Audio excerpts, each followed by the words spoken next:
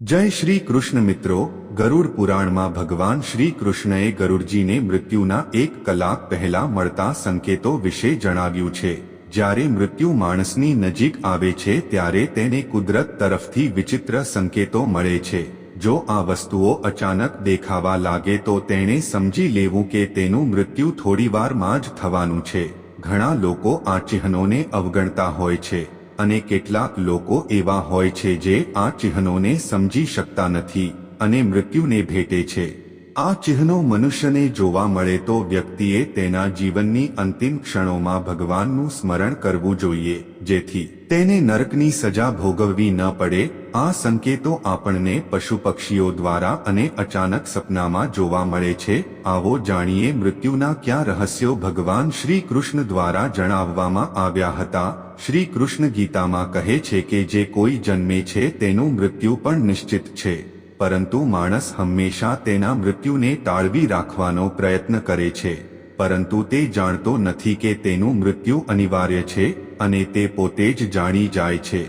तेनुं मृत्यु क्यारे थवानुं छे, तेना मृत्युनो समय नजीक आवी गयो छे। मृत्युना थोड़ा समय पहला व्यक्ति ने खबर पड़े छे के तेनुं मृत्यु अमुक समय में थवानुं छे। मृत्यु आवे ते पहला ज केटलाक एवा संकेतो देखावा लागे छे जेनाथी व्यक्तिनुं मृत्यु मात्र 1 कलाक में थवानुं छे। श्री कृष्णए एवा 5 संकेतो आप्या छे जेना द्वारा व्यक्ति पोताना मृत्यु विषे जाणी शके छे। श्री कृष्ण अनुसार आ संकेतो द्वारा व्यक्ति पोताना मृत्युनो समय जाणी शके छे, जे तेना मृत्युनी थोड़ी क्षणों पहला ज खबर पड़े छे। ते तेनी अंतिम इच्छाओं अथवा कोई पण अधूरा काम विषे तेना परिवारना सभ्योने जणावी शके छे। तेथी ज तेने यमराज तरफथी आ संकेतो पहला मळे छे। सौप्रथम जाणीए केटलीक महत्वनी माहिती। जे कोई आ दुनियामां जन्मे छे तेनुं मृत्यु निश्चित छे। एवुं मानवामां आवे छे के मनुष्य माटे कर्म ज सर्वस्व छे। भाग्यनी उत्पत्ति कर्ममांथी ज थाय छे। जे व्यक्तिए जेवा कर्म कर्या हशे तेना आधारे ज तेने आगलो जन्म मळे छे। ज्यारे माणसनुं भाग्य लखेलुं होय छे त्यारे तेनुं मृत्यु पण नक्की थई जाय छे। परंतु घणा लोकोना मनमा शंका हशे के आपणे मरता पहेला पूर्व जन्मनो आभास थशे। गरुड़ पुराणमां आ संकेतो आपवामां आव्या छे। आ बधा प्रश्नोना जवाब जाणवा माटे आखो विडियो जुओ। गरुड़ पुराणमां जीवनथी मृत्यु सुधीनी माना सफर अने ते पछीना सफरनुं विगतवार वर्णन करवामां आव्युं छे। गरुड़ पुराणमां भगवान श्री कृष्णे मृत्यु पाम्या पछी नरक अने स्वर्गमां बनती घटनाओनुं विगतवार वर्णन करवामां आव्युं छे। आ जगतमां जन्म लेनार दरेक जीवनुं जीवन अने मृत्युना चक्रमां फसायेलो छे। जेम जन्म एक सत्य छे तेम मृत्यु पण एक सत्य छे, जेने कोई नकारी शके तेम नथी। एटले ज मृत्यु पर विजय मेळववो असंभव छे। ईश्वरनी इच्छा विना कोई पण व्यक्ति तेनी उम्र करता 1 क्षण पण वधारे जीवी शकत नथी। जीवननुं आ कड़वुं सत्य दरेक व्यक्ति जाणे छे पण तेम छतां ते गभराय छे। गरुड़ पुराणमां आपणने जे मुश्केलीओनो सामनो करवो पड़शे तेना विषे जणाववामां आव्युं छे, जे आपणे जाणी शकाय के आपणो मृत्युनो समय नजीक आवी गयो छे। प्रेता कल्पना अध्याय मुजब गरुड़ पुराणमां गरुड़जी भगवान विष्णुने कहे छे के हे भगवान, मृत्युना प्रथम दृश्यमान चिह्नो अने ते व्यक्तिनी स्थिति ज्यारे मृत्यु आवे छे ते समये तेनी साथे शुं थाय छे, कृपा करीने मने आ बधुं जणावो। भगवान श्री कृष्णए गरुड़जीने कह्युं के ज्यारे व्यक्तिनुं मृत्यु थाय छे ते पहेला ते व्यक्तिना शरीरमां कोई रोग उत्पन्न थाय छे। इंद्रियो काम करती बंध थई जाय छे अने शरीर वादળી પડવા લાગે છે।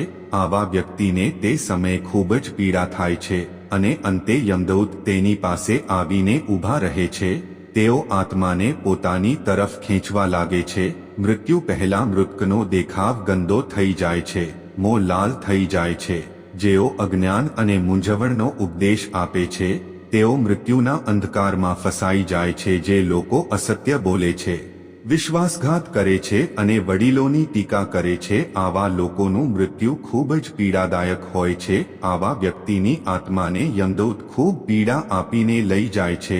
तेमने यमदूतो लाकड़ीओ वडे मार्या बाद लई जाय छे। पोतानी रक्षा माटे ते पोताना माता पिता अने पुत्रने याद करीने जोर जोरथी रड़वा लागे छे।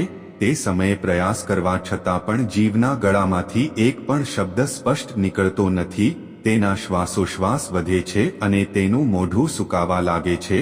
ત્યારબાદ દુઃખના નશામાં તે પોતાના શરીરનો ત્યાગ કરે છે અને બધા માટે દ્વેષી બની જાય છે. આત્માને શરીરમાંથી દૂર કર્યા પછી યમદૂતો દક્ષિણ તરફ પ્રયાણ કરે છે.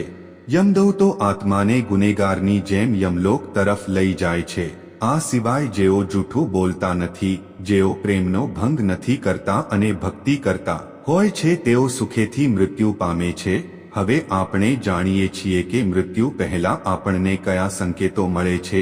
એક, મૃત્યુ પહેલા રહસ્યમય દરવાજો દેખાવાનો સંકેત છે. ગરુડ પુરાણ અનુસાર જ્યારે મૃત્યુનો સમય નજીક આવે છે ત્યારે વ્યક્તિને સપનામાં રહસ્યમય દરવાજા દેખાવા લાગે છે. કેટલાક લોકોને દરવાજામાંથી જ્વાળાઓ આવતી દેખાય છે, તો કેટલાક લોકોને દિવ્ય પ્રકાશ દેખાય છે. જો કોઈ વ્યક્તિને આવી નિશાની મળે તો તેનું મૃત્યુ એક દિવસમાં પામે છે. આ દરવાજા સ્વર્ગ અને નરકના દરવાજા છે. મૃત્યુ પહેલા વ્યક્તિને જે પ્રકારનો દરવાજો દેખાય છે, ઘણી વખત તે તેના સપનામાં પોતાને આ દરવાજા આગળ ઊભેલા જુએ છે, પરંતુ તે દરવાજા પાછળનું દ્રશ્ય જોઈ શકતો નથી. ન તો તેને નરકમાં જે સજા મળશે તે જોઈ શકતો નથી, ન તો તે સ્વર્ગનો નજારો જોઈ શકતો નથી. સ્વર્ગ અને નરકના માત્ર પ્રવેશદ્વાર જ દેખાય છે. 2. આખા જીવનના કર્મો દેખાય છે. જો વ્યક્તિના મૃત્યુનો સમય નજીક આવે છે તો તેનું મન અચાનક અસ્વસ્થ થઈ જાય છે. તેના મનમાં ખરાબ કાર્યો આવવા લાગે છે અને તે ઈચ્છાઓ ન હોવા છતાં પણ આ ખરાબ યાદોને રોકી શકતો નથી. તે જ સમયે વ્યક્તિ તેના દ્વારા કરેલા સારા કાર્યોને યાદ કરવા લાગે છે અને તે સમયે પોતાના સારા ખરાબ કાર્યોને સંતુલિત કરે છે, પરંતુ તેને ખબર નથી કે તેને અચાનક તેના કાર્યો કેમ યાદ આવે છે. તે ધ્યાન અને યોગની અવસ્થામાં પહોંચે છે. અચાનક તેના પરિવાર સાથે વિતાવેલી ક્ષણોની જૂની યાદો તેની સામે આવવા લાગે છે. ક્યારેક તેને ખોટા કાર્યો યાદ આવવા લાગે છે. યાદ કર્યા પછી તેને પસ્તાવો થવા લાગે છે. તેની આંખમાંથી આંસુ આવવા લાગે છે અને ક્યારેક તેને પોતાના કરેલા સારા કાર્યો પણ યાદ આવવા લાગે છે અને તે ખુશ થઈ જાય છે. તે ક્યાં બેઠો છે અને તેની આસપાસ કોણ બેઠું છે તેની તેને કોઈ પરવા નથી. ભ્રમનો પડદો પડી જાય છે. આ નિશાની થોડા સમય માટે જ થાય છે, જેના પછી વ્યક્તિ ફરીથી ભાનમાં આવે છે અને બધું ભૂલી જાય છે. 3. સ્વપ્નમાં પૂર્વજોનું દેખાવું. ગરુડ પુરાણ અનુસાર મૃત્યુના થોડા દિવસો પહેલા માણસને સપના દ્વારા સંકેત મળે છે. આ સંકેત તેના પૂર્વજો પાસેથી મળે છે જેમાં વ્યક્તિનું મૃત્યુ થવાનું હોય છે. પછી તે તેના પૂર્વજોને સ્વપ્નમાં જુએ છે. જો પૂર્વજો સ્વપ્નમાં રડતા જોવા મળે છે અથવા ખૂબ જ દુઃખી અવસ્થામાં જોવા મળે છે તો તમારે સમજવું જોઈએ કે તે વ્યક્તિ હવે માત્ર થોડા જ દિવસોનો મહેમાન છે. તેના બધા મૃત સ્વજનો તેને એક પછી એક દેખાવા લાગે છે. કેટલાક લોકો તેને માત્ર એક સ્વપ્ન સમજીને અવગણના કરે છે, પણ તે એક નિશાની છે. દુનિયામાં રહેતા મૃત સ્વજનો આપણી સાથે સપના દ્વારા વાત કરવાનો પ્રયાસ કરે છે, જેને ક્યારે અવગણવું જોઈએ નહીં. 4. ઘુવડ અને બળી ગયેલું લાકડું જોવું. ગરુડ પુરાણ અનુસાર ઘુવડ ઘરમાં આવીને બોલે તો તે અશુભ સંકેત માનવામાં આવે છે. જો આવું વારંવાર થતું હોય તો તે મૃત્યુની નિશાની છે. ઘુવડ સૂચવે છે કે તેનું મૃત્યુ નજીક છે. જો કોઈ વ્યક્તિ રાત્રે ઘુવડનો અવાજ સાંભળીને જાગી જાય અને તેને ડર લાગે તો તેનો અર્થ એ થાય છે કે તેનો મૃત્યુનો સમય નજીક છે. તે વ્યક્તિએ તેના પરિવારના સભ્યો સાથે સમય પસાર કરવો જોઈએ અને જીવનમાં થયેલી ભૂલોને સુધારવી જોઈએ. જો કોઈ વ્યક્તિ સ્વપ્નમાં સળગતી ચિતા અથવા લાકડા સળગતા જુએ તો તે પણ મૃત્યુનો સંકેત માનવામાં આવે છે. આવી વ્યક્તિનું મૃત્યુ 81 દિવસની અંદર થાય છે. જો કોઈ વ્યક્તિ સ્વપ્નમાં પોતાની ચિતા જુએ તો સમજી લેવું કે તેના મૃત્યુનો સમય નજીક છે. 5. યમરાજના દૂતો આવવાની અનુભૂતિ. શ્રી કૃષ્ણ કહે છે જે વ્યક્તિના મૃત્યુમાં વિલંબ થાય છે તે માણસને યમરાજના દૂતના આગમનની અનુભૂતિ થાય છે. તેને લાગે છે કે તેની નજીક કોઈ નકારાત્મક શક્તિ હાજર છે જે તેને ખેંચી રહી છે, પરંતુ જ્યારે તેના મૃત્યુ માટે માત્ર 21 સેકન્ડ બાકી હોય છે ત્યારે તેને અચાનક યમરાજના દૂતોને તેની સામે ઊભેલા જુએ છે, જેને જોઈને અચાનક તેનું માનસિક સંતુલન ગુમાવી બેસે છે અને સ્તબ્ધ થઈ જાય છે. યમરાજના દૂતોને જોઈને તે માણસ ડરી જાય છે, પણ તે સમયે તે કંઈ બોલી શકતો નથી. તે રડવા લાગે છે, પરંતુ હજુ પણ તેના પરિવારના સભ્યો સમજી શકતા નથી કે તે શા માટે રડે છે, અને તે પછી તરત જ તે મૃત્યુ પામે છે.